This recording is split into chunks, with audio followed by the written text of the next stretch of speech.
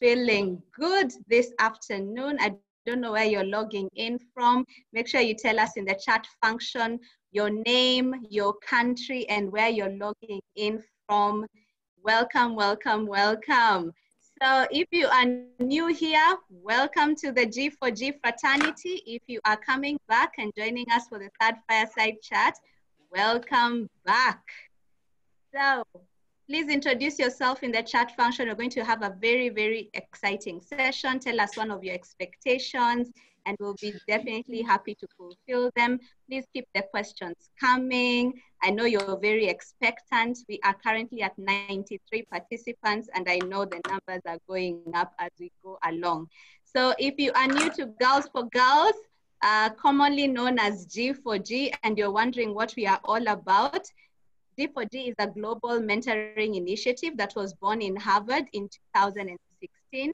And today we are global. We are in 7 African countries, including Uganda. And our aim is to inspire women to develop the courage, the vision, the skills to lead in their sphere of influence. At the end of this session, we'll definitely let you know how you can be part of us or how you can be able to go through mentorship in our fraternity. And how do we do mentorship? Our methodology is very unique. We use stories. And therefore today, the Fireside Chat was born because of the same. We want to bring women together to be able to share their stories and be able to inspire one another. I am very sure you saw a flyer going up, and this topic is very near to my heart. And I'm sure you've gone through one of these times in your life where you have hit rock bottom. You know how the drill goes? When life throws you lemons, you make lemonade. And when life throws you rocks, you build a palace with it.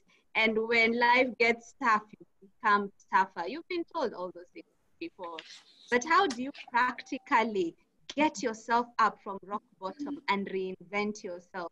And today we have an amazing lineup of panelists who are going to share with us their own journeys in making this thing happen.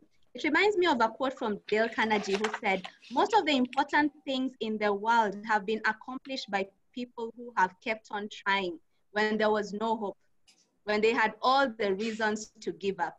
So I'm sure you're one of them, and I am too. And I felt like giving up at some point in my career and also in my life.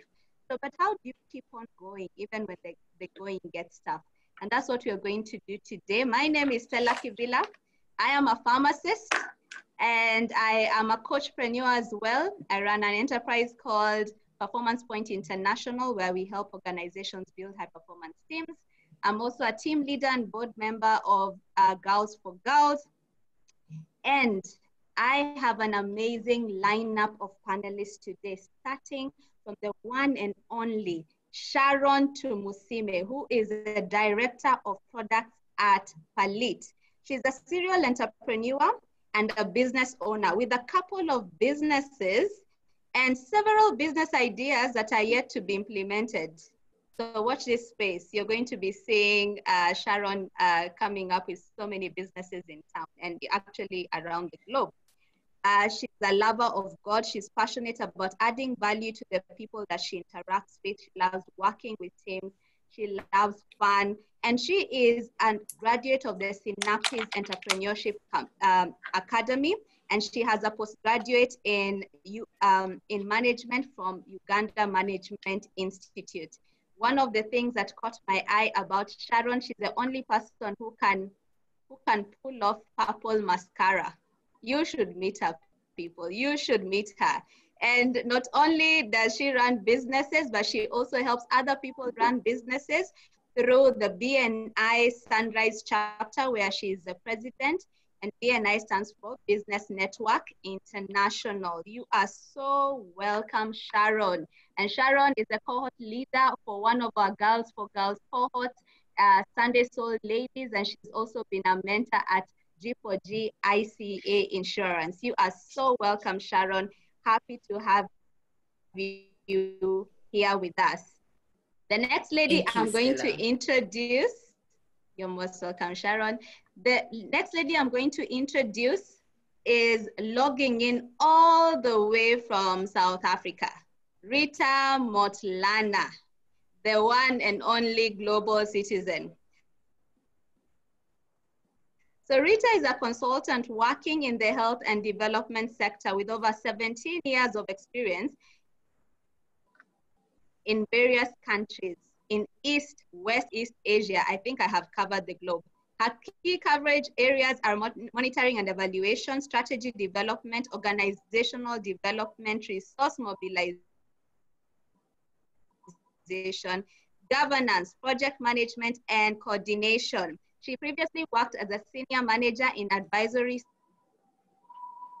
services in PricewaterhouseCoopers, Namibia, Deloitte shareholder and director at DevBat Consult, a consulting company that specializes in providing public health and M&E services to large global health programs, predominantly the Global Fund to fight HIV, TB, and malaria, and the Vaccine Alliance, Gavi.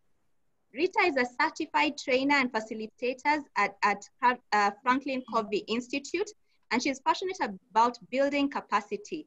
And she is a team leader of G4G South Africa. Now, what you don't know about Rita is that she's a lawyer, and now she's an M&E expert, and she holds an MBA from Heriot-Watt University in Scotland. You are so welcome, Rita. Thank you, Stella. And the moderator of the day, Madam Rachel Dumba. Rachel is a partner in Stedman Global Consulting, a leading management, HR, and development firm with operations across Africa. Her vision, wait for this, people, is for McKinsey to be a co-owner in her firm within 10 years' time. And already we have covered 2, so we have 8 more years to go. McKinsey, if you're listening in, just know Rachel is waiting for you to invest in her company. You are so welcome. Let me hand over the session to Rachel, the lady with the belly fire. Welcome, Rachel.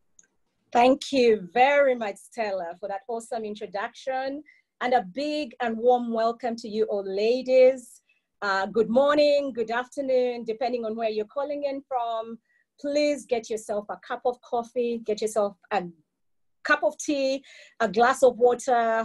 When it clocks 5 o'clock, a glass of wine, of course, as we get ready to enjoy an awesome ride with Rita and Sharon, who've already been introduced. So Rita, welcome from Joburg, and Sharon, Karibu from Kampala, Uganda.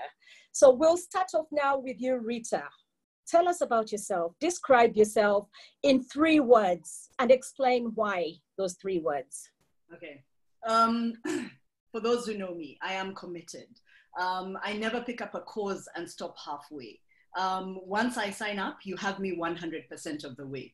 I would also say that I'm extremely organized. I call myself a super planner. My husband, my child, my family know that. My work people know that. I never do anything without a plan. That's simply who I am. It's where I derive comfort from. And I'm passionate. I believe that you are allowed, and we as women are entitled to bring our emotion to the table. For me, it's what enables me to bring the necessary energy to whatever it is that I'm doing. So I think, yeah, that's who I am. Committed, a super planner, passionate. Awesome, awesome. I can attest to the passion, Rita. I know how passionately you've prepared for this session, and I've worked with you. Sharon, over to you. Please describe yourself in 3 key words and why. Okay, thank you very much, Rachel. 3 words, quickly, I would say I'm resilient. My level of recovery is very unbelievable. I don't let things keep me down for long. I fall down, pick up, dust off, and keep moving. And this mainly is drawn from God, knowing that God is in control. Really in control. He's in control of everything. And that's where I believe I get my serial entrepreneurship. You know, leave this one on to the next. And I am very empathetic. I put myself in other people's shoes. I have the ability to feel what people feel and experience it as well. And where possible, I would like to do something. I'm always, trying a cause here and a cause there because of that empathy. And another thing is that I'm very assertive.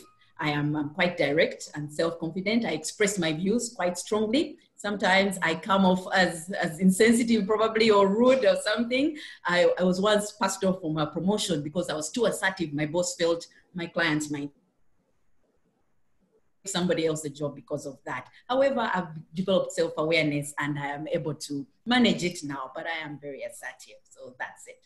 My three traits that describe myself. Oh, lovely, lovely, Sharon. I love the assertion and the fact that you keep going. Fall down 7 times, get up 8 times. So Sharon, over to you since you are still on the floor. If you were a leading female personality, who would that be and why? Think global, anyone. Okay, you said I think global, but I'm going to think local. I would be Professor Joy Kwesiga. She's the current Vice Chancellor of Kabale University. She's a gender specialist, a community activist. She started her career as an executive secretary in Makerere University and grew all the way to become a head of a faculty. And won herself a seat at the table with the big players at the university. And she moved on from there and moved on to a place where she could add value. Kabale University, it was a small university, not really known, and she has managed to transform that space. She's a courageous leader and she's been able to break barriers as well as influence. So she's a disruptor. So because of that, for me, I would want to be, if I was to be, I would be Professor Joy Kwesiga, Vice Chancellor, Kabale University. Yes. Awesome, awesome, Sharon. I actually know Professor Joy Kwesiga. I've met her. She's an Iron Lady and she's a driver. Yeah. So by global, Uganda is part of the global village. So that's an awesome answer. Rita, over to you. Who would you be if you were a leading woman personality today? Okay, so not today. For me, it would be the late Winnie Madikizela Mandela. I sometimes wonder whether I attracted myself to South Africa or South Africa attracted myself to me. My husband is South African. Winnie was fearless. She was very clear in terms of what she wanted for her country. At a time when no one else could put up their fist and say, Amandla, she did it. At the same time, she was a mother. I think when you listen to the way people described Winnie, they talk about a woman who cared. So I admire her for the fact that she was as brave as the guys and came across as tough as the guys. However, she did it in a very feminine way. If you look at Winnie's pictures, she still comes across as the feminine. So she owned who she was. And what she did for this country where I'm sitting today is phenomenal. I had the privilege of meeting Winnie.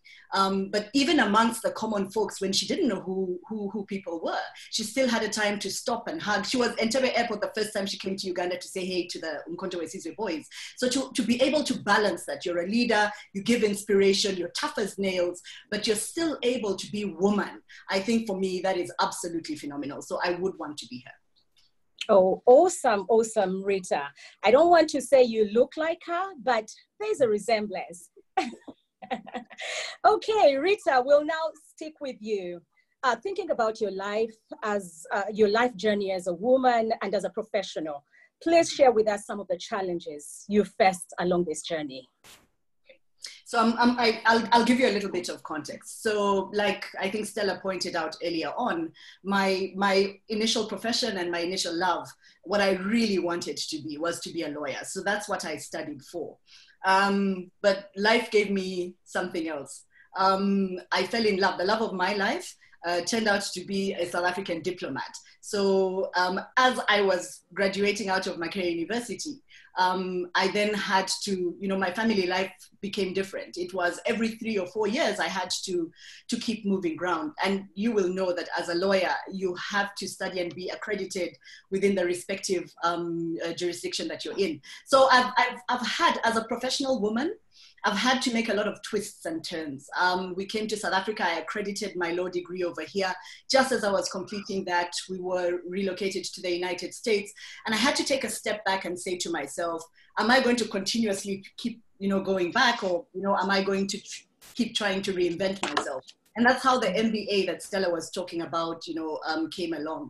So, and what I did an MBA to complement, you all know lawyers are not good with numbers. I figured that as I was moving around and I was hopping around countries, I needed to be exceptional, which meant I needed for someone to look at my CV and say, okay, lawyer, but hey, how does this then merge with an MBA? And how do you end up working within the public health space? So my side hustle, you can't understand that language, coming through university, I had been a mini activist talking about HIV on radio, promoting and doing studies on HIV within Makerere University. So I had all these different sides of me. So it's funny that when I finally got my first job at the age of 28, so I was pretty old by the time I started working, Deloitte said, yeah, the MBA and the LLB are all good, but what we really want is this monitoring and evaluation within HIV. So it's the coming together was really about me blending, melding, but always being able to reinvent myself. So when we talk about, you know, falling down, it wasn't falling down. For me, it was like, how do you push the envelope? It could easily have been for me that I said, be a good diplomat's wife. It's a very comfortable lifestyle. But I thought to myself, the free scholarship my government gave me to go into university, the belief my family has in me, so, you know, how is it that I can keep pushing the envelope? So I found that in all the different countries that I was going through, I had to continuously reinvent myself by picking up different professions. Awesome, awesome, Rita. And something that's interesting about you is when you Google Rita, you'll see M&E specialist. So the legal aspect is now in the background and it's all about M&E specialist. So related to that, Rita, I know you've lived in 7 countries. You've worked in 21 countries, including Ghana, Vietnam, Ukraine, Liberia. We met in Sierra Leone. So yeah, so I know you've worked in Sierra Leone.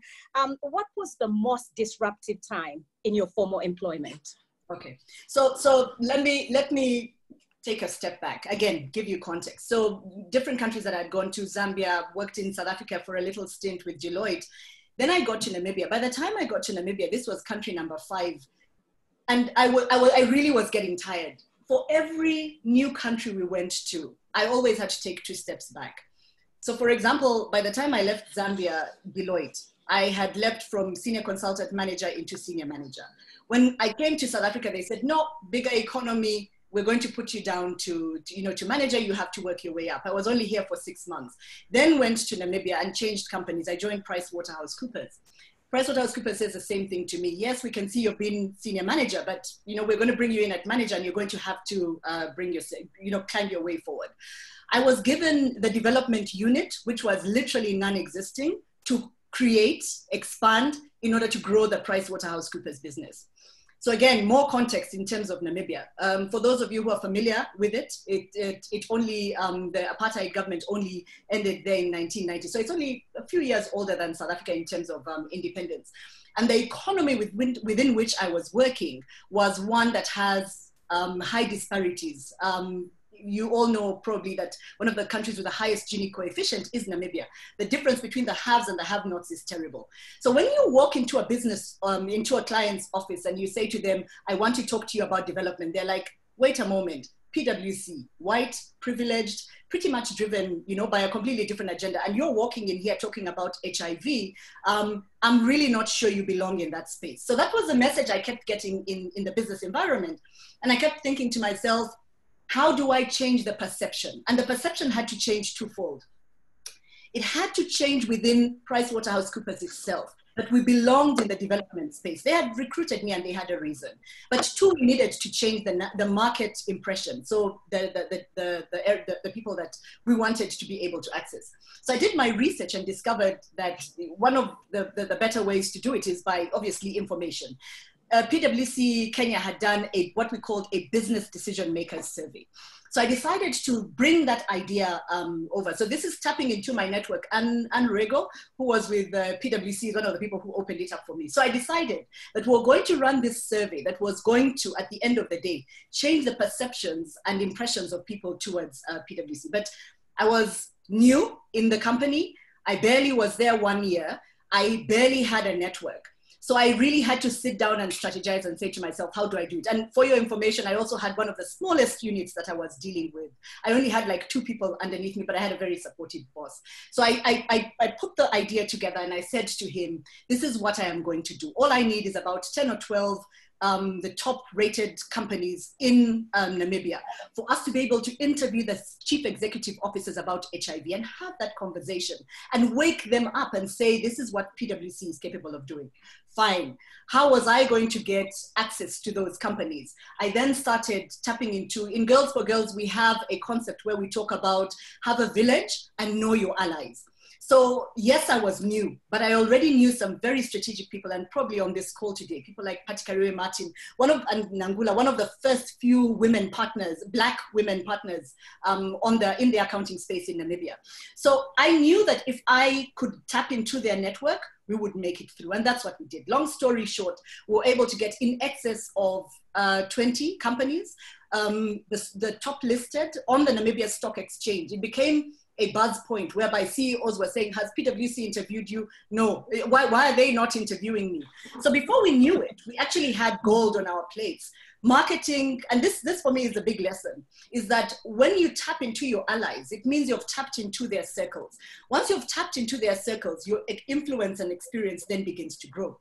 So that then, became like really phenomenal. Marketing suddenly had a budget for us. We're not going to just issue a report. We're going to have a big launch. Prime Minister of Namibia agreed to be our host and launch for the day. So there I was. And for me, this is a big reflection point.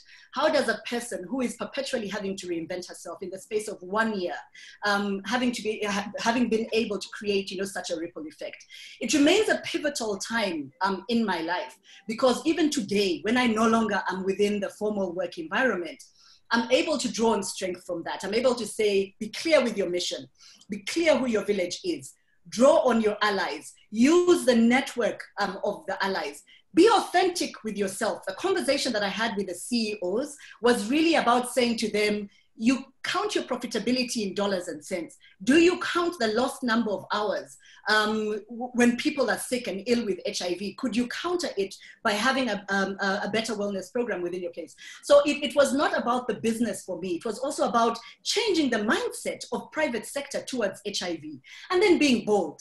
If in the beginning I'd looked at what I wanted to do and said, whoa, I will never be able to ask the Prime Minister to host our event, we would never have gone anywhere. So, it was a pivotal moment for me because of all those different lessons. And for the mentees from South Africa that are listening, it is something that I hope you will be able to draw inspiration from. Wow, Rita, boldness. You went in for 5 and had 20 companies. Absolutely. So amazing, amazing story. Are you still in touch with them now? I am. I'm in touch with some of the partners. So for example, I'll probably talk about it later on, but when I started up my own business, it was still the PwC network that I leveraged on. And there's still a number of ladies, that I am still in touch with. So you can never say to me, go do something in Namibia, and I am unable to do so. I think the point, and it's a good one that you're raising, is the ability to build long-term trusting relationships. But that is built on authenticity. If it is a fake short-term relationship with a short-term gain, then you will never be able to do that. But to be able to leverage, it means that you need to bring your true authentic self. And I think people see that in you. And then you're able to then come back at any other time and ask for whatever it is that you want. Amazing, amazing. Authenticity. Sharon, coming to you now. Please share with us a time when you felt you had hit a wall. You turned left, you turned right, and you had roadblocks. You fell into ditches. You hit rock bottom. Share with us an experience of yours. Thank you. Okay. Thank you, Rachel. I would like to share an experience. In 2014, I was working for a clearing and forwarding company called Damco. It's part of the Epimola Mass Group. So I was formally employed, and around that time, we used to get very good bonuses in that organization. Their bonus structure was really, really good. So we had just come into a very good bonus. So I got into, because I was exposed to very many business people. We are moving their cargo here and there. So they were always talking into our lives as employees, start a business. Business is the way to go. Business is the way to go. But I was full-time employed. And then something came up, and I started doing money lending. I was lending money. So I had a bonus. So I had, capital ready to start lending people. So I started lending people. So I lent for about 2 years. So in 2016, I had a very good friend of mine that was a client of mine, and he would take good chunks of money, and the interest was really good on that money. So we used to go through the process. My lawyer friend used to give me the gentleman's agreement, get the security, tick all the dots and, yes. And we used to do that and it was good. Then this one time he comes for a chunk of money. So I give him a chunk of money, go through the process, get everything that I needed to get. So usually he would take the money for a month. So within 2 weeks, he comes back and he's like, I need more money. So I'm like, oh, you need more money? I can give you more money. I mean, I've lent you for 2 years. You're my best client, why not? So I'm like, fine, let me give you the money, and we're in a hurry. Go to the bank, I give him the money. We don't do what we usually do. He doesn't sign anywhere. He doesn't give me a PDC. We don't do anything. He's like, you know what? Let's put it on the other money. I'm like, why not? Let's move on. So he pays back the first installment, the first batch that he took. Now the second was bigger than the first. And that was it. I never heard from him again. Of course, phone calls, I'm going to send it. He never paid me back. So he never paid me. So I lost everything. To this date, he has never. And for me, it was really bad. It was a huge chunk. It was the majority of my bonus that I had given him, more or less, because I had trusted him. And it was from a point of maybe carelessness, foolishness, trusting, all those things. So I really beat myself down because really it was honestly foolishness. I really trusted him and thought, you know what, why do I? He has been faithful this whole time. Why should he do it? It didn't even occur to me. So I really beat myself for that. So it was horrible. Even the systems, painful thing is that the very systems I had put in place, I never followed them. And that was part of the reason. So I couldn't go to court. I couldn't do anything. As far as he's concerned, he never took the money. So there's no record of it. Oh my God, interesting. And what gave you the courage and drive to get up after having blown half your bonus and your working capital? How did you get up and how did you keep moving? Yes, that's pretty. To say that I was depressed would be putting it lightly. You've worked, your bonus is gone. So, yeah, but the good thing. I had surrounded myself with a good group of friends and I was more or less in the business world. I was an employee, but I was already in the business world. I have a very good friend that I used to consult on many things. And this friend of mine was into business as well. They were working, but they were into business. So I was able to share that story after so long because it was really foolish. For some time I was ashamed. I was embarrassed, So I was finally able to open up and share this experience with this friend of mine.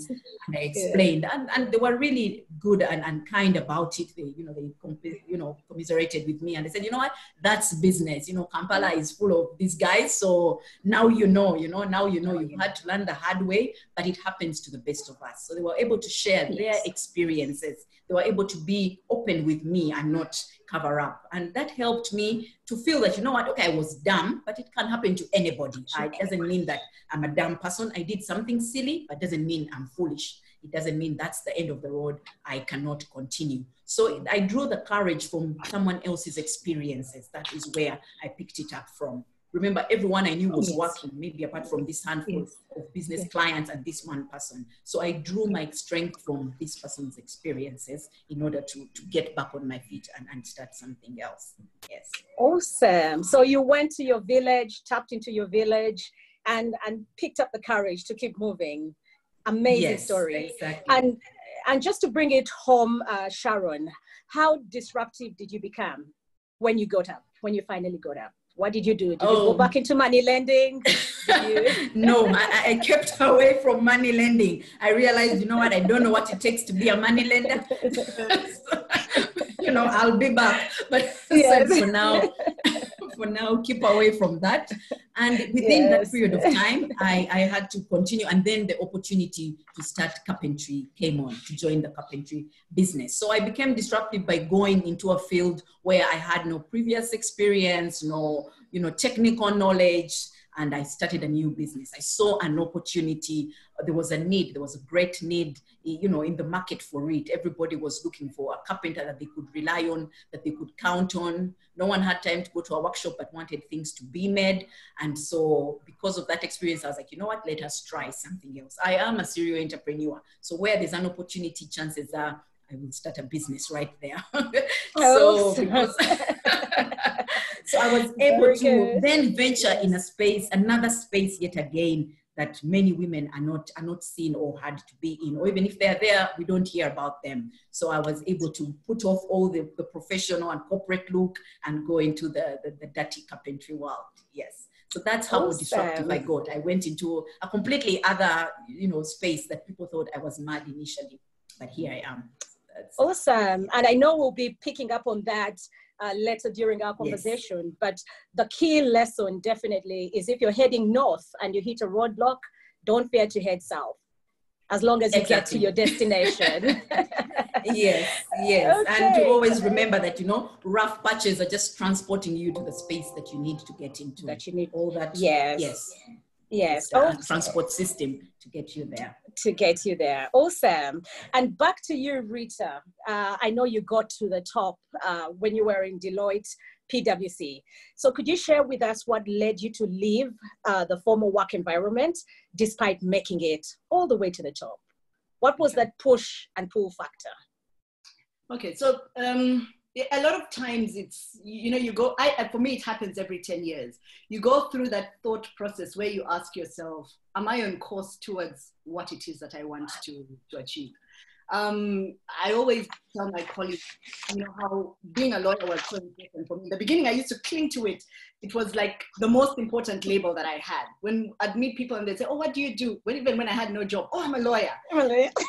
But I had never, it took me a bit of time to figure out that it was not the label. I mean, lawyer was a label for me. What I really wanted was to give service to people. So for me, for example, when people would say, I want to be a lawyer because I'll have a big car and it was never that. I always saw myself as fighting for Greenpeace. They were big those days, fighting for women's rights. And I know in class, they used to call me, Alan, I think will tell you, they used to call me the Iron Lady, Margaret Thatcher, because I was always fighting and agitating for something. So people have always been important to me. So you reach a time in your life, you've got by the way, I'd made it to senior manager in PricewaterhouseCoopers. You get to that level, but you're asking yourself, okay, salary is good, insurance covered, tick, you can tick everything, but you just have that, you're not comfortable in your life. But what made it decisive for me is that as I was receiving my promotion to senior management level, and it had been a really tough fight, PwC had a number of very good caliber people to pick from. As I was being handed my promotion letter, the director of my department who was promoting me said to me, this is it, right? And I'm like, what? And he says to me, this is it. Yes, you're a Black woman, but we now, from here on, we need Namibian. So for you to make it to the next level, which is director and partner, we're looking for our own. And I thought to myself, okay, so that gutted me. And I thought to myself, you don't define me. No one is going to tell me, where next for Rita. So I think even without resigning that day, in my head, I knew that I was already going to go on a different path. And now it became an issue of, reflect and see where you're going. But I resigned in order to give myself a deadline because we had a 3-month resignation period. And that's when you go deeper into yourself and you say, what is it that I wanted to do? For people who know me professionally, I'm passionately African. I believe in our capacity. I think it is our time. And I am tired of people coming and telling us what to do. So for me, who works in the development space, we deal with grants that are hundreds of millions of US dollars. I'm always saying to the countries and to the implementers, you define what it is that you want. I do audit work. I pretty much come and oversee. And every time I'm overseeing the implementers, I don't report to the countries, I report to the Global Fund. I always say to them, you understand that you can define your destiny. So as I was going through this entire thought process, I asked myself, what is it that I wanted to do? So I knew I wanted to be of service to a number of African countries. So this is where relationships kick in. While I was in PwC Namibia, I'd started training people in Zambia, started training people in Swaziland, Eswatini today. I think Lindiwe is here from Eswatini. But anyway, I already had that little network. So when I was trying to put all these bits and pieces of my life together, I knew that at least I had an entry point. So I started off as an independent consultant. Concerns are always, will people recognize me without the big brand? When you're coming from Deloitte, PwC, you walk in and people are like, whoa, the PwC is in the room. It was always like, will this, how am I going to survive on my own? So I was initially independent. That was 2008 to 2012. 2012, I decided I was going to set up my company, my dream company that was going to do something in Africa. So today, our directors, we have 2 gentlemen from Kenya. Connie is from Zambia. I am here in South Africa. We've got a database of over 30 public health experts. So epidemiologists, we've got actuarians, we've got all kinds of statisticians and things like that. All over Africa. The other day I was looking in the database and I was seeing people in France and from Hong Kong. But our agenda is passionately African. And when we work not just to do like an audit. We aim to make sure that as we walk out of the room, we have left people empowered to understand how to implement better. So for me, it was that thought process. So going back to the point about lawyer, it was never about being a lawyer, the label. It was always about being able to serve people. But even serve my community has changed over the years. And that's something I hope people look into. Initially, you might think communities, your little space in Kampala or something like that. But over the years, it grows. So for me, it grew to, okay, Africa is important to me. Of late, I've even refined it further. For me, I'm passionate about youth and women, which is why I do the G4G. It moves around. I think for me, when I know I'm on the right path, I am happy. I know I'm at peace. So I challenge everyone, and the young people that I talk to all the time, I say to them, how happy are you? If you're not, then ask yourself, what is it that's not making you happy, so that you can find your path towards where it is that you would like to go. Oh, amazing. And I know, Rita, you're one of the people who inspired me to leave Citibank. You spoke to me and said... I told you the Citibank people will put ahead, they'll put a warrant out for me. No, they're happy with what I'm doing and I'm in touch with them. But Rita, talk to us about that sticky glue. What were your fears? What were your concerns as you went out? The big one, especially for those of the folks who work in these big companies, the Maersks, the Damcos, the PwCs, the Deloitte, is that you think that you need them to validate you. One of the people who freed me, I have a very good friend of mine. We ended up having a franchise together, Natasha Patella-Williams, in Namibia. She had lunch with me. She could see how unsettled I was. This was in the period after resignation. And she said to me, you're your own brand. And I'm like, what? And she said to me, you think PwC is your brand. You make PwC. That's a lesson for life for me. Okay? But it's a fear we have, especially when you work in a big organization. You think you need that organization to give you validity. A lot of times it's so hard to just say, I am who I am, and to be brave and bold and to be able to do it. I'll not lie. You're a little bit jealous when you're missing out on that big global conference that you typically go and meet with your buddies. So it's something that I try and give comfort to people, that know what your value is. But of course, you don't just pick it up. It means that you must have worked hard. You must have gained respect from people. When people begin to see you for the value that you bring and being your authentic self, I'm non-apologetic about that. I say to people what I'm capable of. I also say to people what I'm what I'm not capable of doing. So sometimes I get people who say, come and do M&E in environment, or come and do M&E in whatever sector. And I'm like, no, that's not me. So if you draw strength from your authentic self, you continuously invest in yourself, I think then you're able to be your own brand that speaks for itself. So for me, I'll not lie to you, the financial issues, all of us have that. When you go, I had not asked my husband for any financial support in years. So of course that was also going to be an issue. So I had some practical people who were advising me, saying to me how much to save so that you're never, in a bad area. But for me, that was really my biggest fear, like 90% of my fear. What will happen without the big company's name behind you? As a consultant, you really are scared of that. Wow, no one defines you. And wrapping this up, Rita, nobody ever tells us consultants about the tough times. Everyone says it's easy when you get in, but we know about writing proposals, 80 proposals, and getting 79 rejections. Exactly. So what have been your low points and your high points, and what gave you the courage not to go back to seek for more employment? Because the PwCs have been calling you on end and other big companies. Yeah. So for me, my lowest point was feeling alone. The work that I do is very human. It's very interactive. The day you wake up, you've resigned. You've got your little nice home office, but you're alone. So thank goodness for Zoom. I'm able to call my buddies,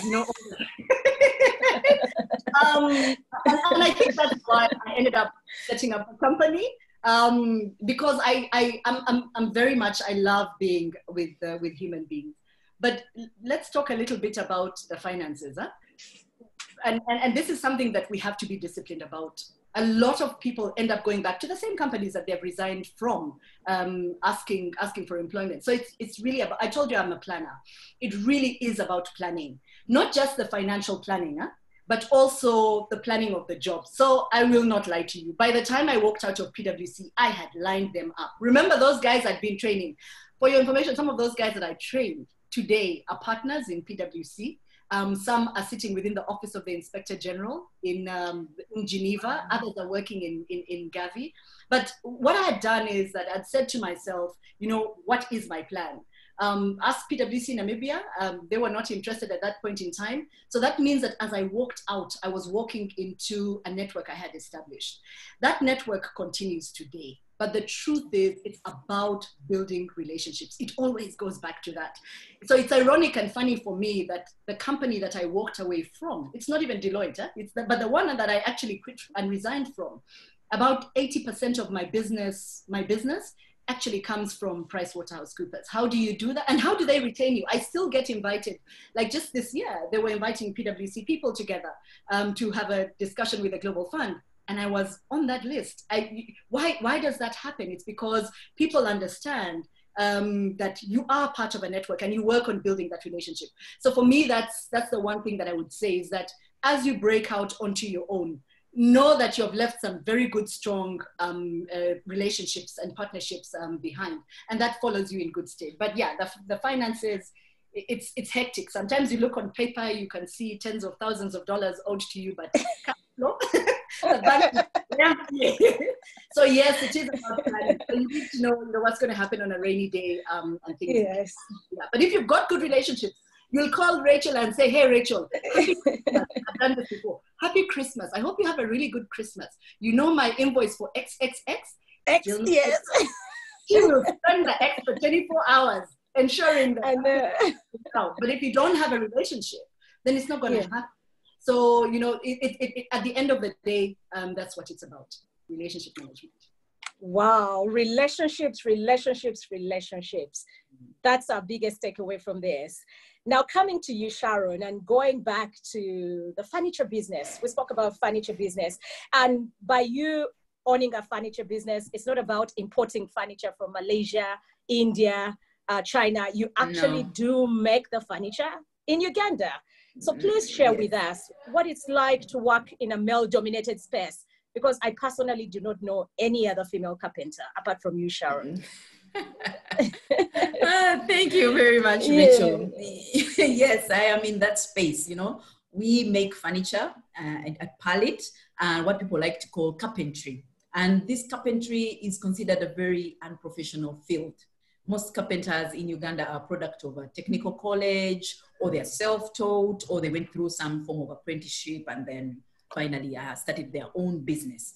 Most of the work to make furniture, to make a chair, to make a table is very technical and requires a lot of physical space, rather physical strength for now. Hence, that's manual labor. So that's why it's still such a male-dominated space. You have to carry timber, you have to do all that stuff. So that's why it is still very dominated by males. But the problem is most carpenters are good with the technical, but they do not know how to run the business. The business management is where they struggle.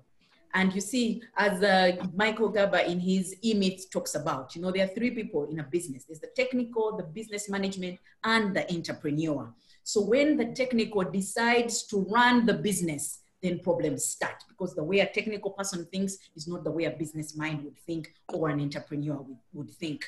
So that is a challenge right now. That's why the carpentry has a bad name right now. People are like, those carpenters are thieves. Those guys are like tailors, they're thieves, because they're very technical. They don't know how to run a business. They will get money and put it where it shouldn't be, because they know the technical, they don't know how to manage a business. So as an entrepreneur, I saw an opportunity right there.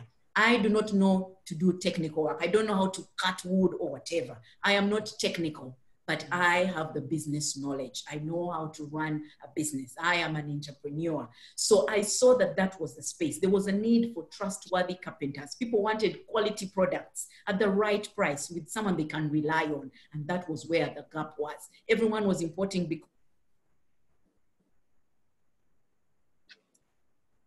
Sharon, are you with us? Did we lose you?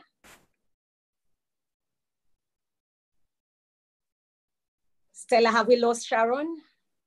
Yeah, we've lost her. Just let's just proceed. She'll be back. She'll be back. Okay, sorry about that, guests today. It's raining in Kampala, Rita, by the way. Raining heavily.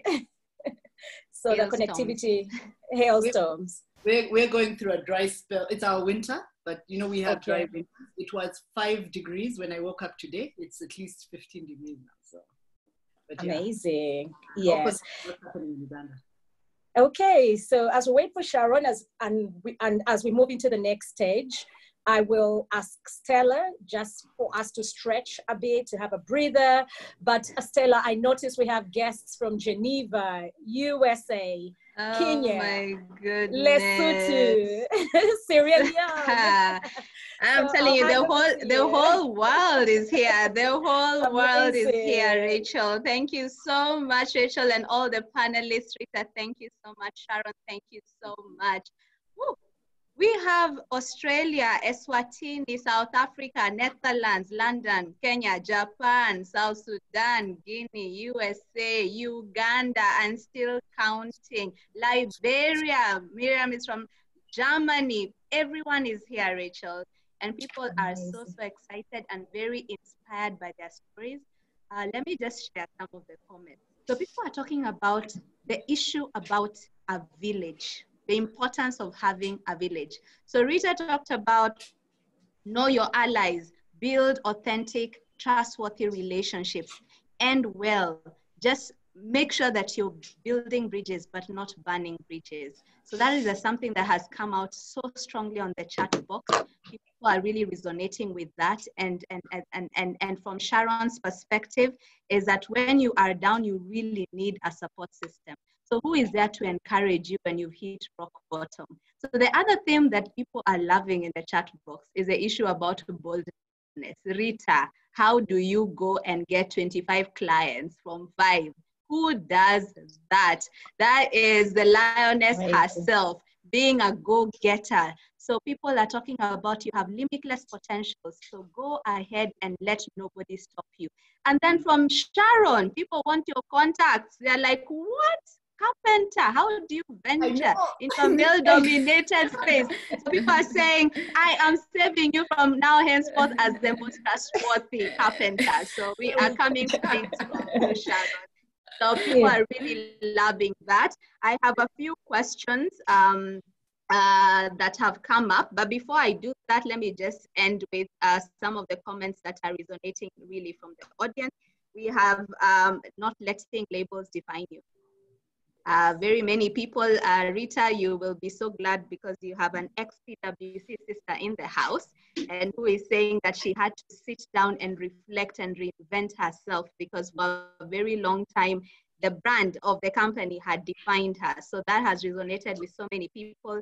The issue about defining your own path and not letting labels define you. The issue about you being your own brand and that you make the company and not the other way around. And then from Sharon, people are saying, hey, it's okay. I did something silly, but I'm not dumb. Okay, so I think that is gonna be people's mantras from now henceforth. When we do something stupid and hit rock bottom, everyone is saying, I did something stupid, but I am not dumb. So pick yourself up and move on. So maybe I'll let Sharon finish before we move on to the question. What do you think? Yes, thank you very much for that break, Stella. Sharon, welcome back, and yes, follow sorry, on. Yes, I did fall off a bit. So sorry about that. Not a problem at all. I attended a webinar, a conference a week ago with over 10,000 people in the UK, and I was told not to apologize for technology. because Facebook goes off, Google goes off. So do not worry, Sharon. Mental note, don't apologize for technology, not at all. So Sharon, over to you to please continue your story. Yes, so I was saying that as in this male-dominated space, I went in, I have not gone in to do the technical. I have gone in the business management, which is what is lacking right now. The technical, there's so many carpenters. I am part of Business Network International. I was once the president of a chapter, Sunrise chapter. There is currently another lady that is the leader of that chapter, Madame Penina.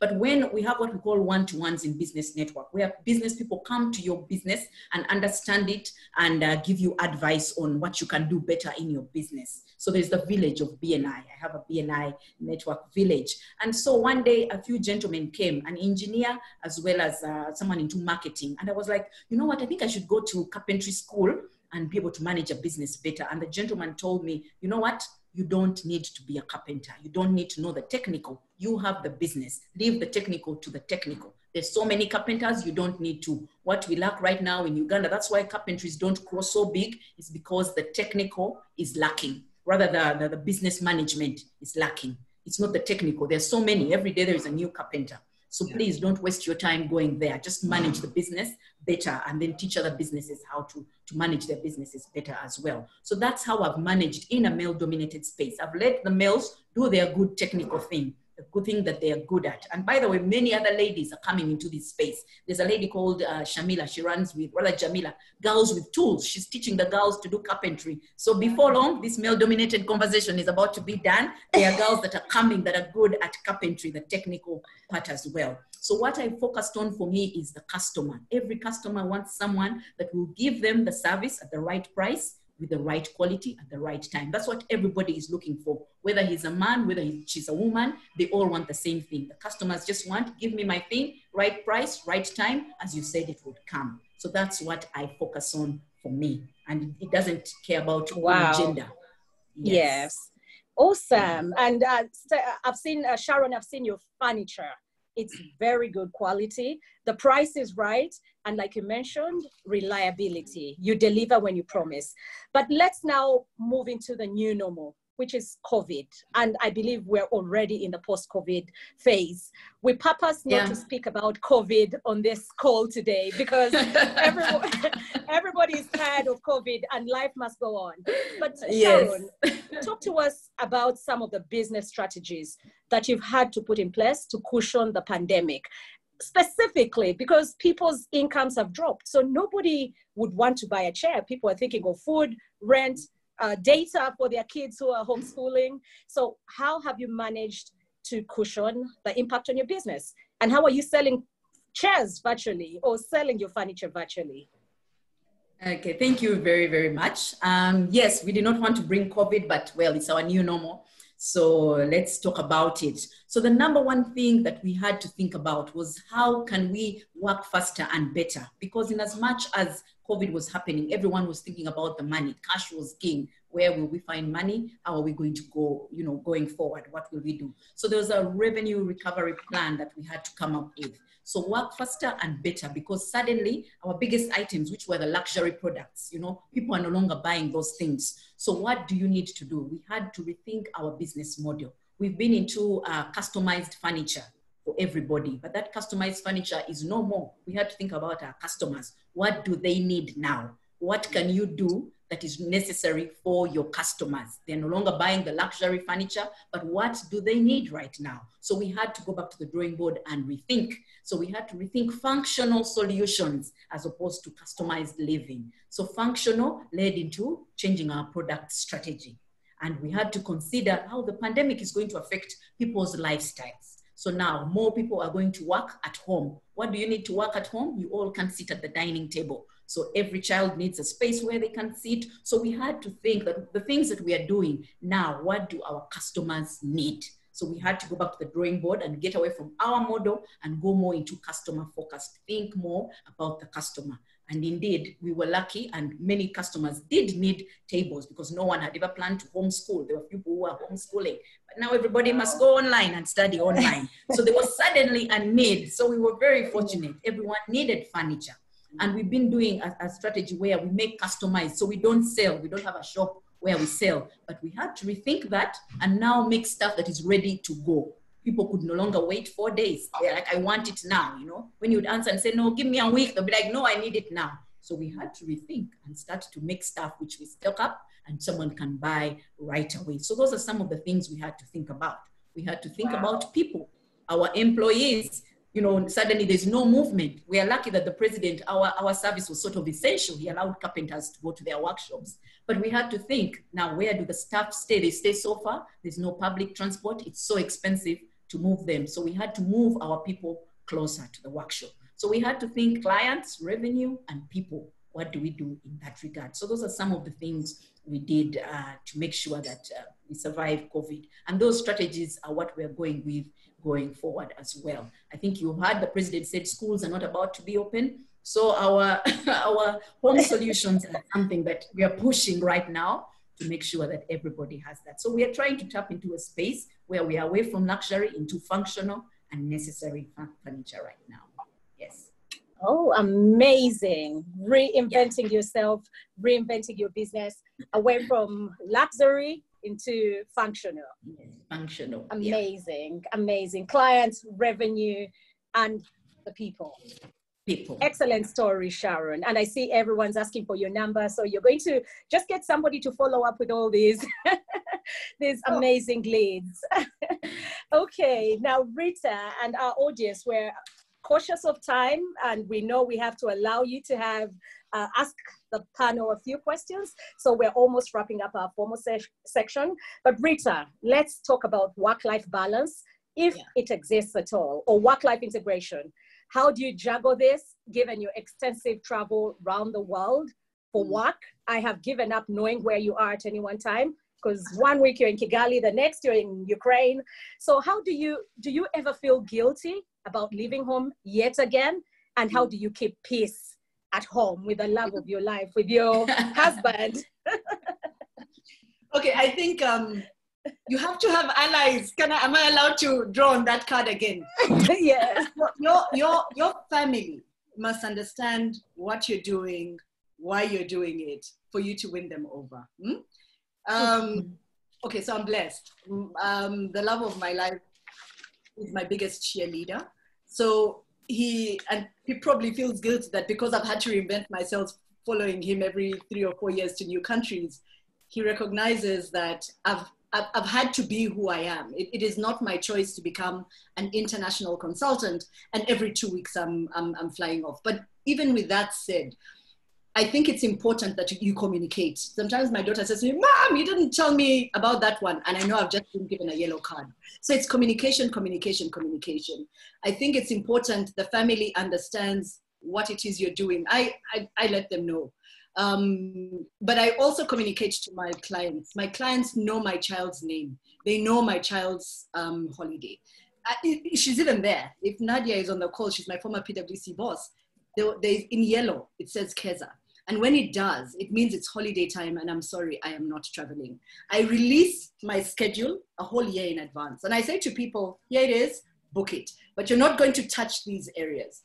So it's a two-way communication. My family knows what I am trying to do and when my intensive work periods are. But similarly, on the client side, I also say to them, this is what's important to me. I'm a woman. I cannot be away beyond a certain amount of time. I also have to be, a little bit at home. So I find that when you communicate schedules with family, it becomes tolerable. As well as when you communicate with the clients, you find that they're able to adjust because they respect your time that you want to make for family. Do I feel travel? I mean, terrible about the super travel. It gets really bad sometimes. So you throw in a bit of a bribe. I've done consultancies in Zambia. For example, when we lived in Uganda, I think I had work to do in Zambia. I went with Keza. Keza is my daughter. I went with Keza because it was holiday time. That was one time I had to make an exception, but I knew she was going to be able to see her friends. So in the morning when I'd pick up my bags and say, oh, Nana, see you later. I'm going off for the day. I'd leave her in the hotel room. She'd go for her own breakfast, behave like a little princess, and her friends would come and pick her up. And she had her own schedule. which is great because I think she's also turned out to be a pretty independent person. And then, you know, like one time I had a job in Mauritius and they wanted me to start off with a workshop, like literally the day after Easter. So we made Mauritius our Easter holidays, you know, so as a family traveled over, you make it work. You have to say to yourself, you know, this looks bad. It might look like a negative, but you can, the lemons, and you turn them into lemons. One of the best holidays we've ever had together. My husband is now retired, so that we're back in South Africa. And last year, Rachel, when we talk about the Rwanda, Sierra Leone, those like, yes. And that's when you say, my love, you know, would you mind? And for me to have him with me in Rwanda, we were going to Gisenyi, which is one of the most stunning, those who know Rwanda, it's beautiful. And I thought to myself, let me lure him a little bit. And he did, you know, he came, and it's fantastic when he comes and the work people can see this Oprah that I talk about all the time. And he also gets to see the Ida, the Jessica, the Andrew that I talk about all the time. So you make it work. You have to be I'm a 7 Habits fan. You have to be conscious about it. You need to know what potentially might be going wrong. And you need to then say to yourself proactively, how can I handle it? And always be looking for a solution. And I think, again, authenticity, when people see what you're trying to do, when the client sees what you're trying to do, when family gets that you're really trying to put them front and center, I think when you win them over. So yes, there are those guilty moments, but you really try and make it work. Yes, amazing. And I see that your daughter Keza is on the line as well. She is. She just sent a message. That's awesome. And I know when you were flying to Sierra Leone that time, your husband came and had to wait for you, and in between Rwanda and Sierra Leone. Interesting. Yeah. So thank you for that, Rita. Sharon, coming back to you. If you were to rewrite a script in your life playbook, what would that be and why? Okay, thank you very much, Rachel. Let's see, if I was to rewrite a script in my life playbook, I would have left formal employment 2 years earlier than I did. I feel like I stayed there a bit longer than I should have. And those last 2 years there, I feel like I failed to utilize the season in which I was as effectively as I didn't recognize that, you know, the gathering was done and I needed to be stepping out. But part of it is also tied to, you know, the money that I lost. That was, I felt like I need to work a few more years and get back, you know, this money that I have lost. So that incident sort of kept me longer than I should have been in formal employment. So I feel like I should have left earlier, because now when I finally left, I struggled when I had just joined the business world. Yet I feel if I had left earlier, I would have had more time to probably make even more mistakes. But luckily enough, I found BNI, which helped me. So I feel that even if I had left, I had BNI. BNI was there.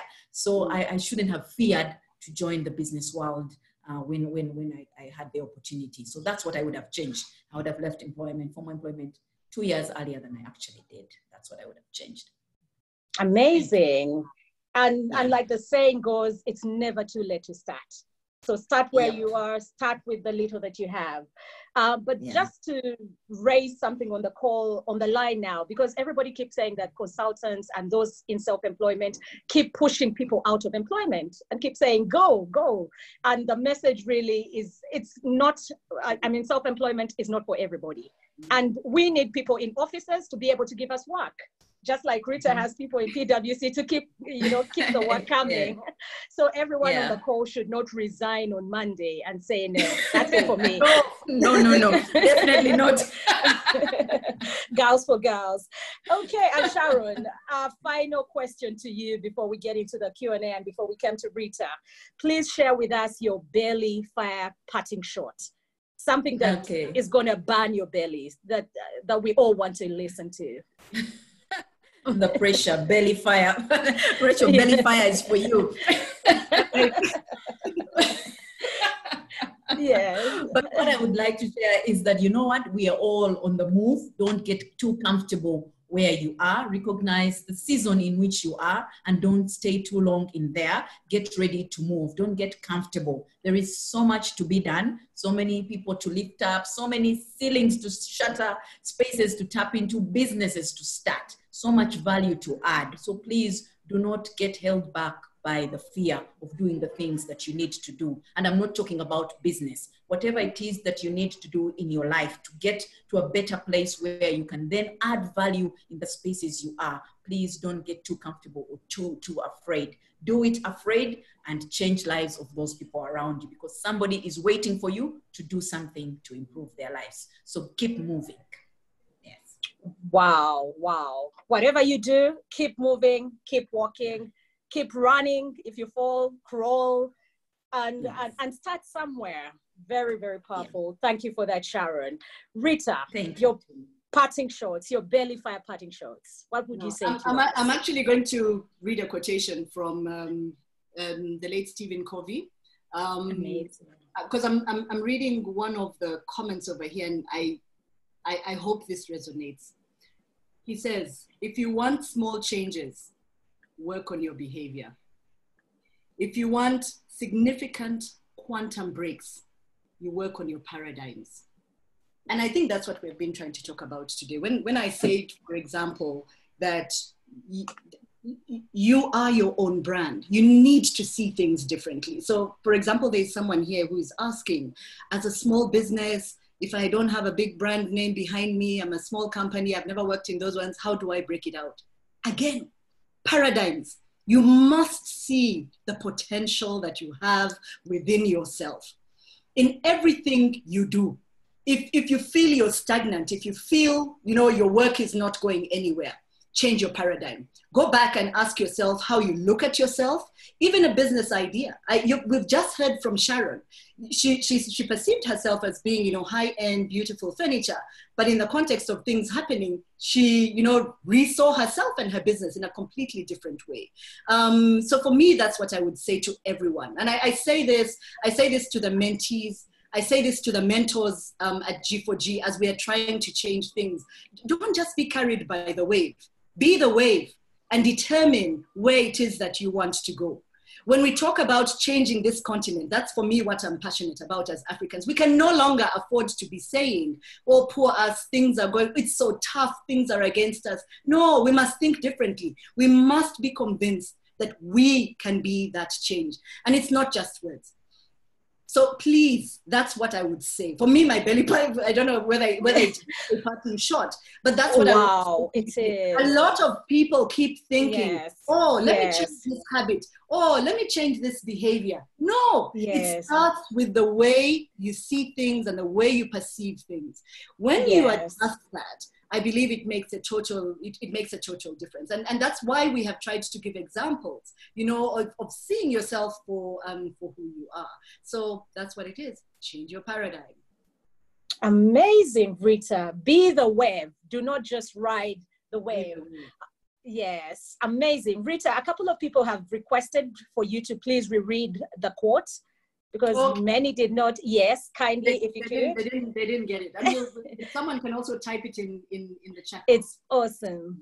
If you want small changes in your life, small gradual ones, work on your behavior, okay?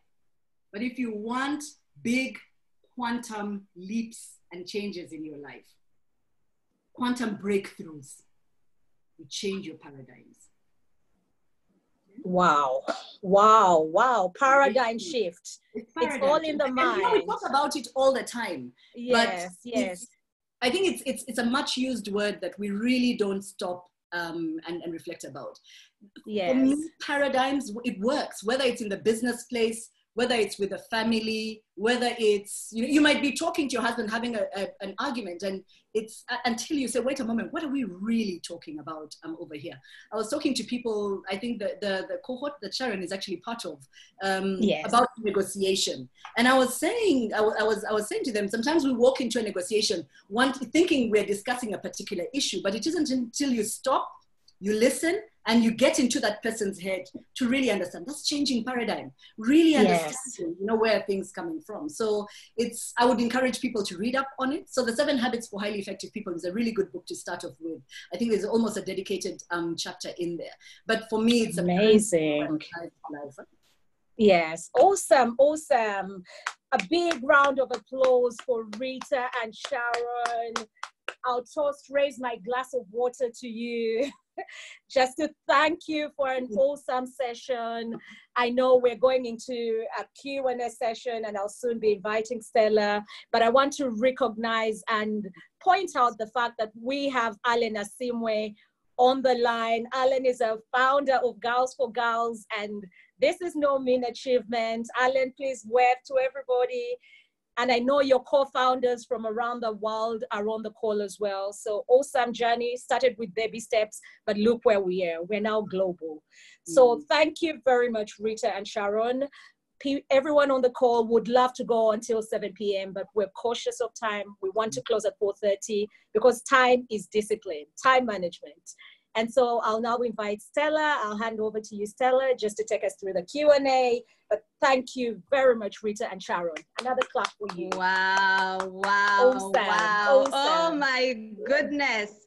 When you talk about fire, this is an understatement. The chat is on fire, the panelists on fire, the moderators on fire. Everybody is very excited. So don't just ride the wave. Be the wave, you know, so that is gonna be tweetable. So when you look at Rita, I think that is gonna be on the tweets are really coming. And from Sharon, somebody even said, who moved my cheese? You know, recognize when your season is over. That's another good book. So if you're looking for a book to read in this season, you have a recommendation of Who Moved My Cheese and 7 Habits of Highly Effective People. So let's move over to the questions. So many themes are coming on, Rachel. And the first one is about mental health.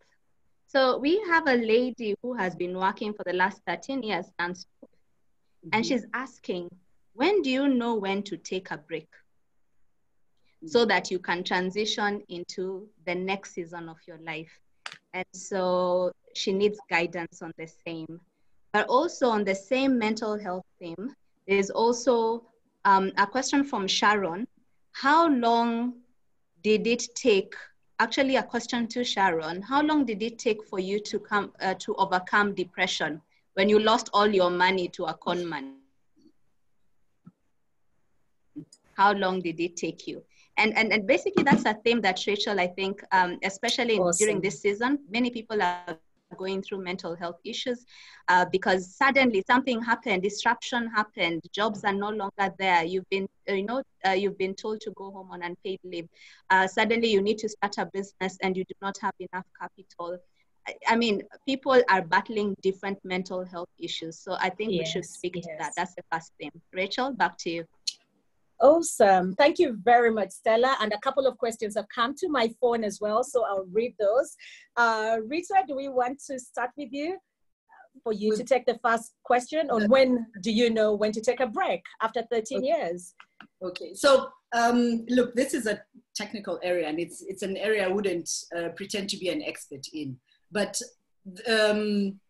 it's to talk, it's to release it, it's not to bottle it up.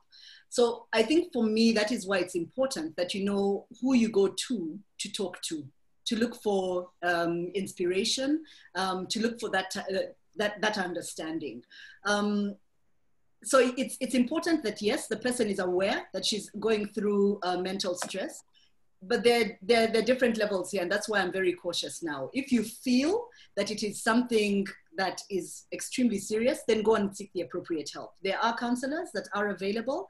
I believe G4G Uganda would be able to help you with, because some of our best mentors are actually, people in that space. But if we're talking about, where you're just feeling, where am I going? This doesn't look good, and COVID, clearly maybe I'm on the retrenchment list and things like that. This is when you go to your village. And this is what I always say, when we talk about village, I always say to the mentees, it's not just about having a village. You must know who is in your village and why they are in your village. I have friends who sometimes it's just to listen. They're great listeners. Then there are some, Alan is one of them, who is the solution provider. You don't go to Alan and you don't want to hear the truth. You're in trouble if you do. So you must know those different people that you're able to go and draw inspiration from, or be able to clarify things with. That's what I do. But if the person feels that it really is overwhelming, I would encourage that, that they go and seek appropriate help. Excellent, Rita. And I know we have a very good counselor in G4G. That's Grace Linda. Yes. Grace Linda, I don't know if Grace Linda is on the call just to help with that. And before I come to you, Sharon, just to talk about your transition from DAMCO, one of the things we always tell employees as an HR specialist now, so I'm wearing my hat as a former head of HR for 18 years, is the day you get your appointment letter, please treat that as your termination letter. Do not get too comfortable, and do not sit in your chair and slouch and put your hands in your seat. Sit at the edge of your seat so that when your HR head calls you in and says, sorry, Sharon, I'm sad to be letting you go, you should have a big smile on your face and say, wow, so it's time. I'm ready. I've been waiting for this day. Thank you very much for turning my appointment letter into my termination letter. So I guess at times it's the denial that happens to all of us, because I have been involved in terminations where people have refused to leave their offices. People have put their spouses on phone and say, Rachel, tell my spouse. I cannot tell my spouse. And I say, but we have had this discussion. We've had it for the last 3 years. And they say, no, I thought I was going to work till I was 55 or 60, depending on when your retirement age is. So smell the coffee and know when it's time to run. So Sharon, is 13 years too long for somebody to work? When should they take a break? What was your experience with DAMCO? How long had you worked? 13 years, yes, I was in DAMCO for 12 years, I think. Yes, okay. I was yes, for that long in one organization. The roles kept changing, but I was in the same group of companies, the Epimola Mask Group. And I personally felt that I was there for so long. That's why I said I should have left 2 years. I spent 2 years longer than I should have. By the 10th year, I felt that my value, actually by the time I left, I felt I wasn't adding value in that space anymore. So that was for me when I felt that way, when I no longer wanted to come, I no longer wanted to teach anybody anything. I felt like I knew it all. You know, my value, I was not adding value in that space. So for me, that is always a trigger. If you're not adding value in that space, it is time to either move on to another job or to do that thing that you've always wanted to do. So if you're looking for a sign, that is the sign. But then how do you do it? If you really, get someone that you're accountable to and say in 2022, I need to be out of here. So get someone that you're accountable to, someone that you respect, someone that if I set goals with this person, get a coach. We don't like to get coaches. We think it's for, I don't know what sort of people. Get a mentor, get those people around you that you're going to draw your strength from to help you take that leap. Get a business advisor, talk to somebody that knows much about business and start preparing for your exit. The problem is we suddenly wake up one day and say, today is the day, I've had it. Then you break down and then you don't go anymore. And yet we could have planned it nicely. I think Rita says she's the one that's good at planning. We could learn a thing or two from her. Just plan for your exit and say, this is my end point. And also when you're not adding value anymore, that's usually a sign that it's time to move on from that space. Either a new job or do that thing you've always wanted to do. So yeah, that's it from me, really. I hope I've been able to answer that question. Yes, excellent. And I see a question just came in, Stella. Before I hand back to you, somebody asked how you mentally prepare for your exit. And because in my lifetime of 18 years as an HR person, I have sadly terminated over 500 people, which is not a very nice thing probably, but had to be done inevitably. So how do you prepare for your exit? You need to know that the company does not owe you a job. Do not think the company owes you a job. And likewise, do not think that, it's a relationship. The company can choose to downsize.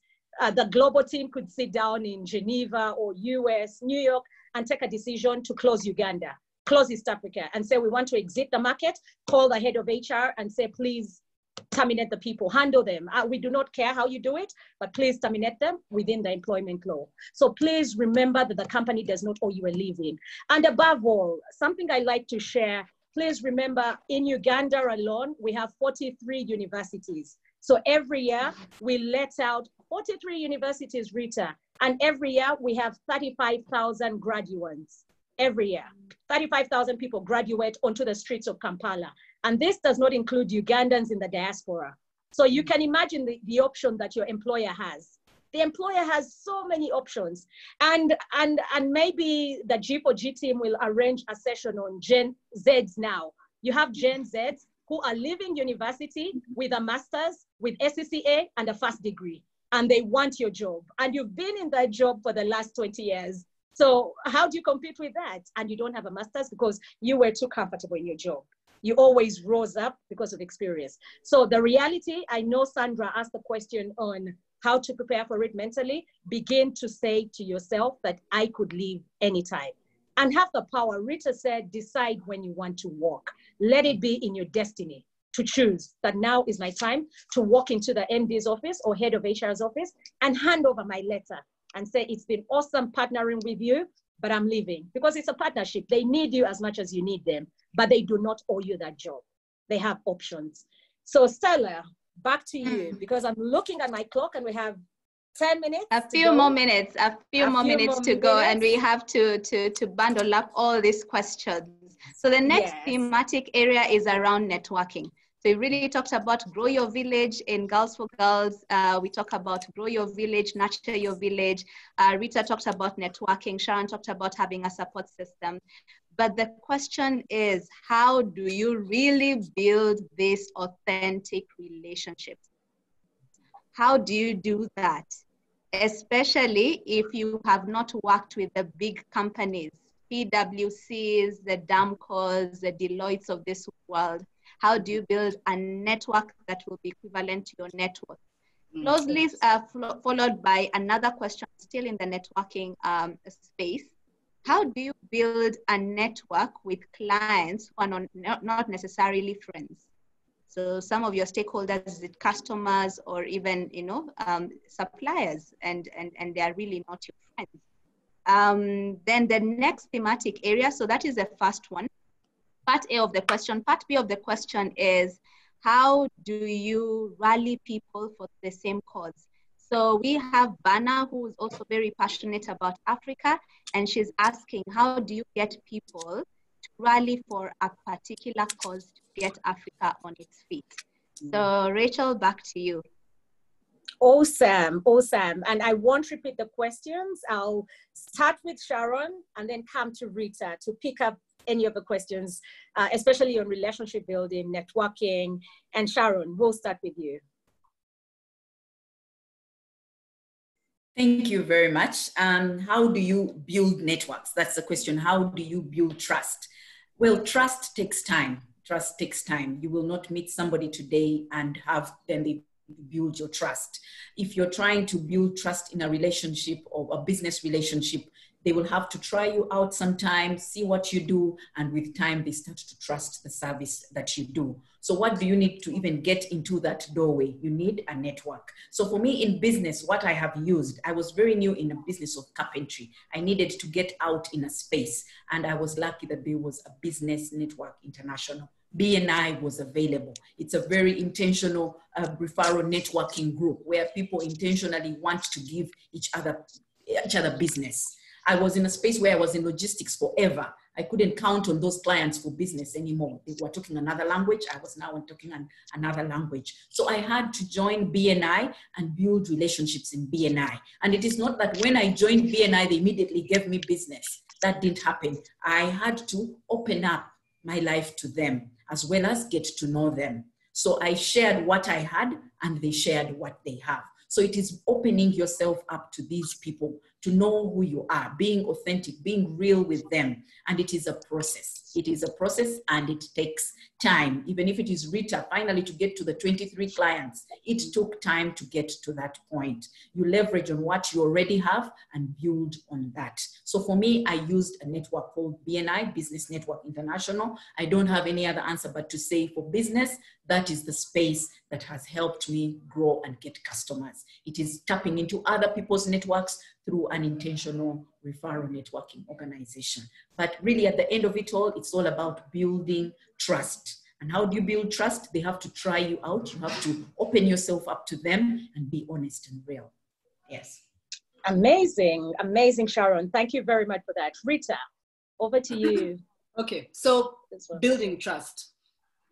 Two critical components. One is about competence. and this is for the Generation Z, the millennials, there are no shortcuts.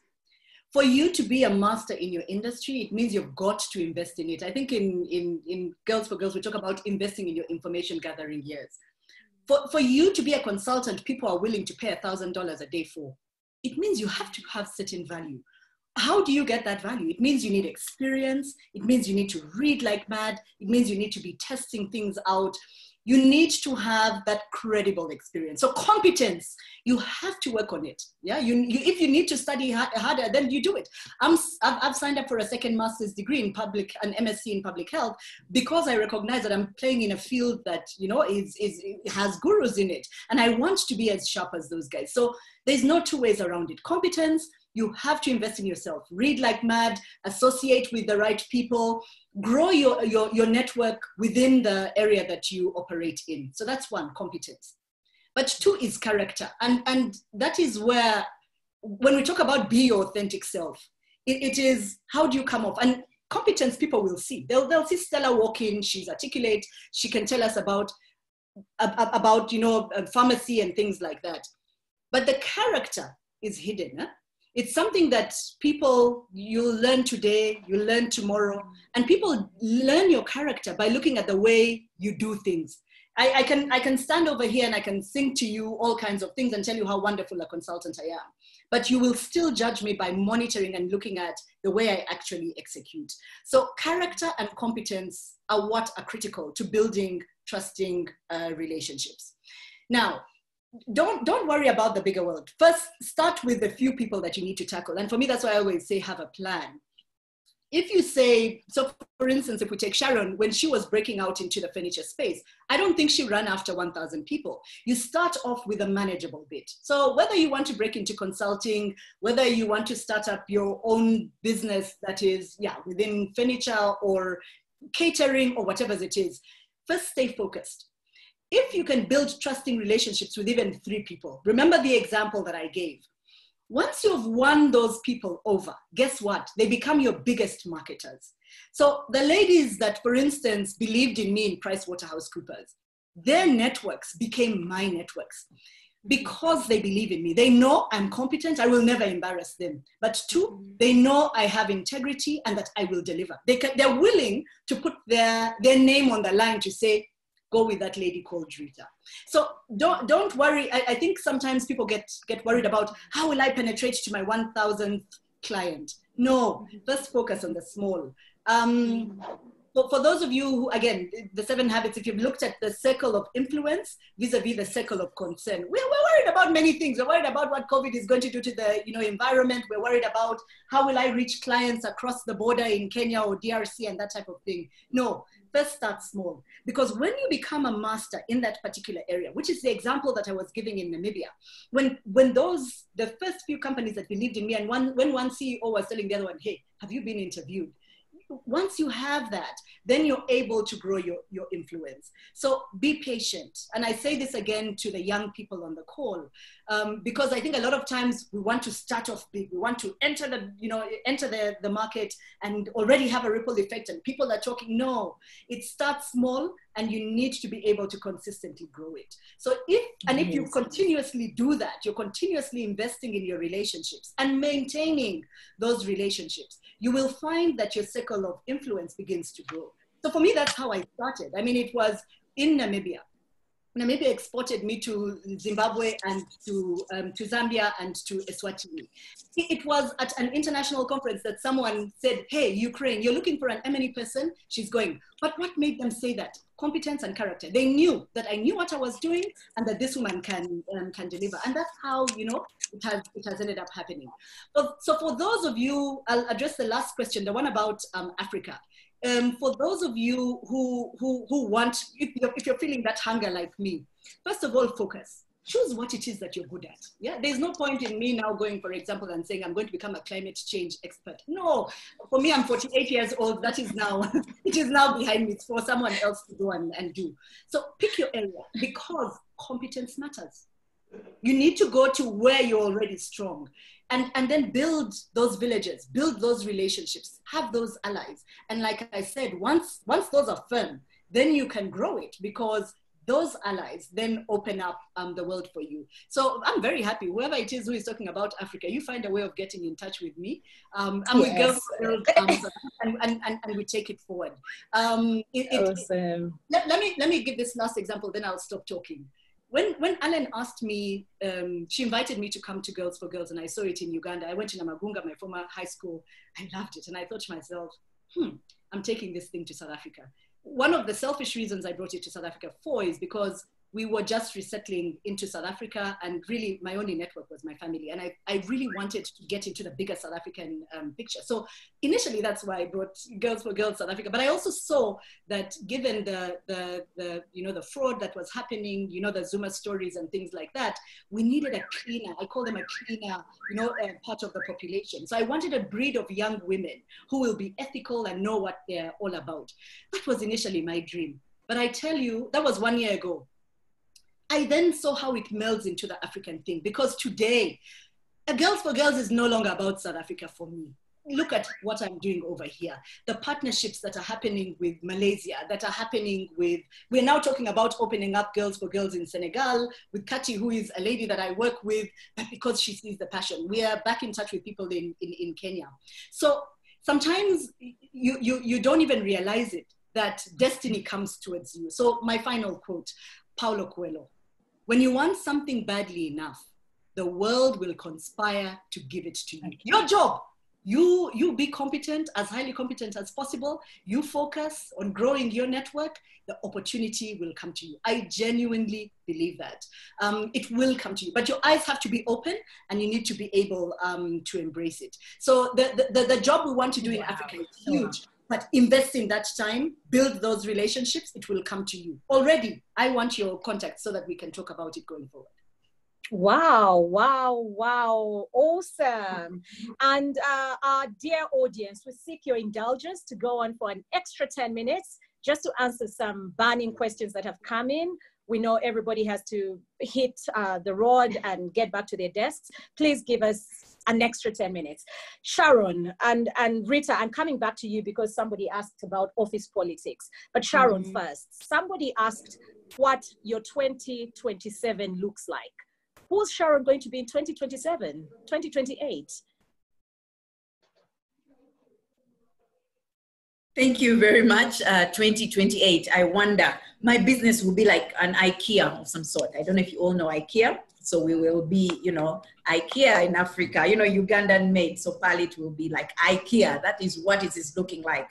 That is the big dream for business. And I will have a technical institute where girls can come and train in carpentry, and we shall be using state-of-the-art technology. Oh, it is big. It's going to be amazing. So that is what my 2027 looks like. Yes, awesome. 2028. Awesome. It looks big. It's very, very big. Wow. Yes, and I will be, I'll probably have 2 other businesses as well, most likely. Excellent. Thank you for that, yes. Sharon. And yes. Rita, thank you very much for that, Sharon. 2028, we are looking out for you. Rita, just one final one to you before I hand back to Stella. Somebody asked, what if you're adding value and office politics just impedes your implementation? How do you go about that? Okay, so this is where you need to be strategic. Your bosses are all different temperaments, different characters. Get into their head. Your boss will value you if you make she or he look good. So for me, I understand that. I get that. Like, that's why someone is a partner. That's why someone is a director. My job is to do my job, but to do it so well that I allow them to shine. When you do that, you've just banked with him or her. That person now has a certain value towards you, which means that whatever you've banked with her or him, you can go and withdraw from it. Guys, it's still about relationships. When a person feels that you're more for her or for him in the workplace, they're more likely to be that person that promotes you. And it might require you to be a little bit patient. I think one of the biggest, I remember saying to one of my senior managers that I'm coming for your job. For me, I'm here. I'm not, this was invented. I'm not here to be a senior consultant for the next 3 years. I'm 28 years old. The other people that I'm with, you know, are like 4 years younger than, bad strategy. Because I burnt, you know, I burnt what potentially could have been a good relationship. So for me, that was a good learning point. What I've now learned, and I say it all the time, you know, like, how do I make you shine? When you do that, then you've disarmed them, because suddenly they're going to be the ones that promote you. And I think that's sometimes the problem. You think, oh, they don't like me, they don't. No, what is it they want? What is it they're looking for in the workplace? Give it to them. And okay, I'm talking ethical here, yeah? I'm not talking about all those other negative things that people can ask about. But understand their motives, understand their strategies, understand what is important for them. Is it more money in the bank account? Is it to expand the business? Is it to gain greater visibility? Whatever it is, champion them, support them. They will be your biggest promoter. Wow, wow, awesome, awesome. Make your boss shine. Make your boss shine. Outcompete your boss. And that's why he's boss or she's boss. Amazing. It will come, but you'll get there too, yeah? You'll get there. Lovely, lovely. Thank you once again, Rita and Sharon. Stella, I'll hand back over to you just to wrap this up. And I know we've got lots of questions that have come through and are still coming through. Stella, if possible, it would be good for the Secretariat to email this to the different cohorts, because we do not want to lose these excellent questions. And maybe Sharon and Rita will take some time off this weekend to respond to some of them, and maybe call them back again one day, because we clearly need 4 hours and not 1.5 hours. There's somebody who said we should have an all-nighter. We are still contemplating on that. Whoa, whoa, fire in the house. Thank you so much. Rita, thank you. Sharon, thank you. Rachel, thank you so much for an amazing session. And Girls for Girls, it's flowers, flowers to all of you, flowers to all of you. Thank you so much. Now there's a monster that we need to crush called fear. So that theme is so big, we cannot even start addressing it right now. But if you are interested, because that is really what we stand for in Girls for Girls, if you're interested in what we are all about, please contact us. Please contact us. Those are our contact details. Please follow us on Twitter, follow us on Facebook, follow us on Instagram and on LinkedIn. Please contact our coordinator, that's Patricia Alum, and she'll be able to give you more information about Girls for Girls, because we want to inspire all of you to gain the courage, the vision, and the skills to lead in your spheres of influence. And there would be no courage if there's no fear. So that theme about fear, please contact us, and we know how to drag that fear out of us, and so that we can do it afraid. So I just want to end this session by saying thank you, thank you, thank you. Yes, we need more time. Yes, girls talk for 20,000 words a day. Thank you, because we have not yet exhausted and it's a Friday night. Thank you, because we'll continue this conversation somewhere else. But a big round of applause to each of you who decided to come for this webinar today. Yes. And we have reached a peak of 312 people. Wow. 312 people from all over the world hungry to listen to your stories. Ladies and gentlemen, because I know there are gentlemen on the call. At the end of the day, do it afraid. Whatever you want, do it afraid. Everything you've ever wanted is on the other side of fear. So start now, start today, and start with what you have. Yeah. And see you on the next Fireside Chat, second Friday of every month. Goodbye.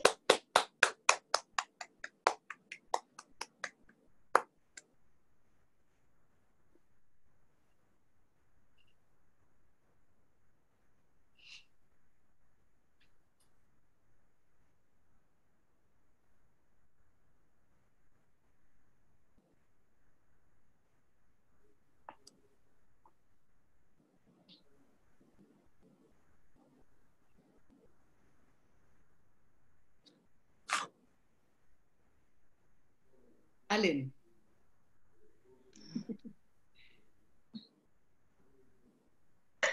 Hi, everyone. Fantastic job. I loved this session so much. Thank you so much, panelists, moderators.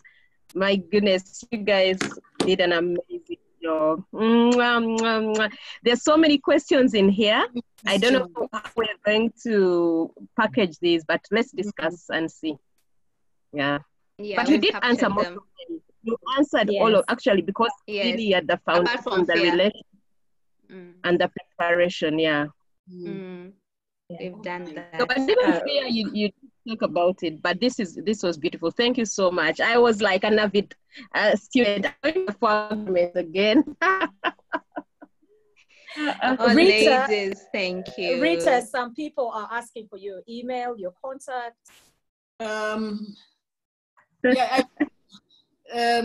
Okay, I guess, I mean, when you do this, I think my work email address is better. Yes, Eva has it, the DevPart email address, that's fine. Well, even phone number is, no, email is better. Email is better. Yes, and email is better. They can also look me up. They can get in touch with me via LinkedIn. I think those are the two ways I would say. Yeah. Yes. So we need to, I think, this thing always comes out with a, what do you call it, with a printout of the chat. If we can have that, then we can pull out these questions. Exactly. For Stella, I think you have a lot of fireside chats that you're going to be having, because for a lifetime. Yeah, you can see that they need, people went on fear. Yeah. Can you write in the chat? Okay, let me see. Can we take a photo? Yes, we should. Eh? Oh, Sharon. Are people still hearing us on the other side, or that's it? They are. Yes, they are. Okay. Hi, Diana. Oh my God, Dana, you are there all along. She was. Can I get somebody else who has a better camera? I have lighting issues. Okay. Alan, you're taking? Rita is taking. Rita, do a screenshot. Okay. Some people are still on the call and they say they can hear us. No, but okay, so we do need to pull the, I've gotten it. I'll send it out on the group. So let's. Oh, you did? I did. So Okay. I was thinking in the chat, let's get that, and then we can flesh out what those questions are. Some might be turned into topics, but some, like, Stella, like there's a person talking about the fear of public speaking. That's art of communication. Art of communication. Everything we do is really crashed. Rita, one of those I want as a module, which I had wanted to teach from Harvard. Oh, sorry, Stella. Oh, sorry. I didn't realize. So one of those I want to do a module on. It's fine. Authentic leadership. I want us to do a module on either for the alumni session. So we're already going to do the one on the awareness, the area framework, and then authentic leadership, authentic